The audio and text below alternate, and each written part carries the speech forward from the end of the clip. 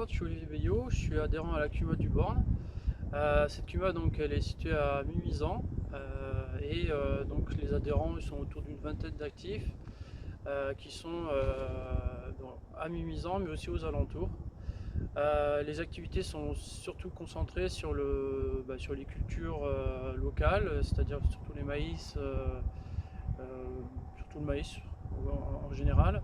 Et donc autour, du matériel de désherbage, du matériel de semis, du télescopique pour les épandages engrais et des épandeurs engrais aussi.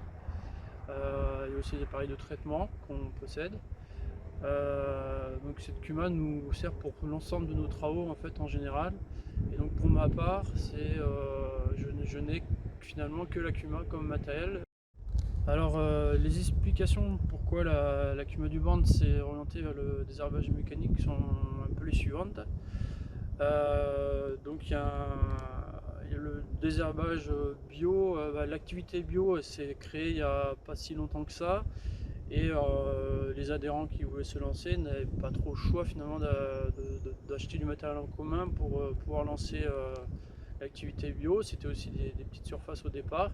Donc la CUMA avait aussi la capacité financière, on va dire, de prendre ces risques. Et donc on a en suivant investi petit à petit dans du matériel de désherbage qui au fil du temps prend de l'ampleur puisque la partie biologique du secteur prend aussi de l'ampleur.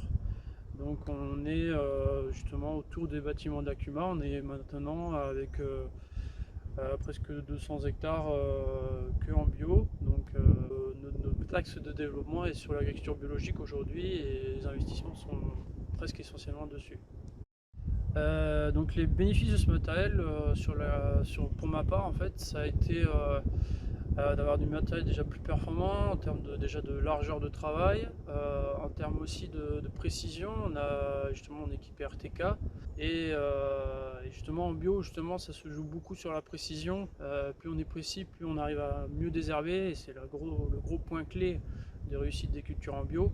On a aussi c'est sans doute sur du très long terme, je ne sais pas trop comment ça va se développer, mais il y aura sans doute à moyen terme, je pense, des robots pour désherber. Si ça devient performant, je pense qu'il faudra creuser pour peut-être acheter ce type de matériel, parce qu'aujourd'hui tout est fait manuellement pour la finition.